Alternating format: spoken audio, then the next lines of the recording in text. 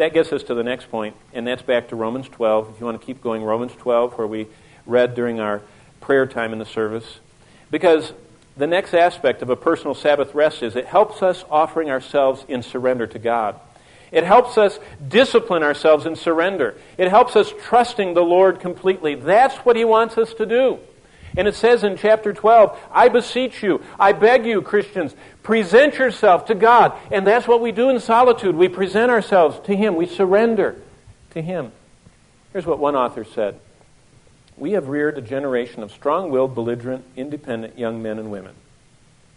Boy, I could concur with that. Last night, Bonnie and I, in our little walk we do every night, we do our laps around the subdivision and just talk, and it's wonderful. And it's about 10 o'clock at night. And for some reason, I guess our development didn't pay their fees this month, so the street lights were all out, and so it was really dark, and no one could see us out there. And it was really interesting. One family at 10 o'clock down the road from us, the door burst open, about 6 teenage boys walked out, and they were as loud as possible, shouting every obscene 4-letter word they could think of, and they were emphasizing them, enunciating them like they should in voice and diction class. And what they were doing is showing off their strong-willed, belligerent independence. You know what? We have a whole generation of those in our world. But those were unsaved boys. We know them. We see them in the daylight. And we know that they are godless young men. And we pray for them, and we've sought to reach out to them in our development. But you know what the problem is? People that profess the name of Christ, young people, and some not-so-young ones, are equally strong-willed, belligerent, independent, and surrender is not a word in their vocabulary. I heard someone describe this week. They said that they're a free spirit and they don't want anybody to tell them what to do.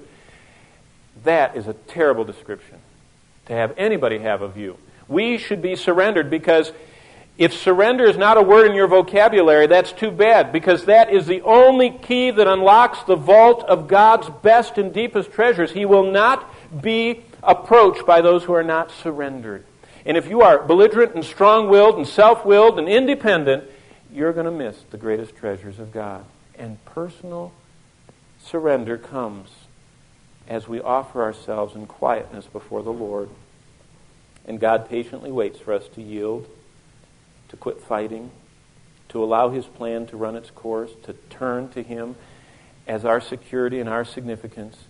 And as He witnesses us doing that, He opens more of the treasures in the vault. God says to us, surrender to me your rights. We often say, are you kidding? I'm going to have my rights, I'll sue for them. I'll get them. God says, surrender your future. And we say, no way, I've got a plan. God says, surrender to me your will. We say, not me, I don't give in to anyone. God says, give me your dreams. And we say, no, I work too hard to get where I am. God says, surrender to me your finances. And we say, no, I'm planning to retire. I have to have it all. God says, no.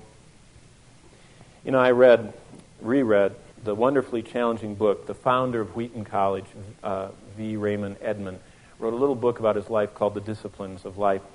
And what he did is he paraphrased in one part of it the Puritans. And I want to read this because I think all of us will shake our head with understanding, because it sounds so much like when we were struggling in our early days with the Lord.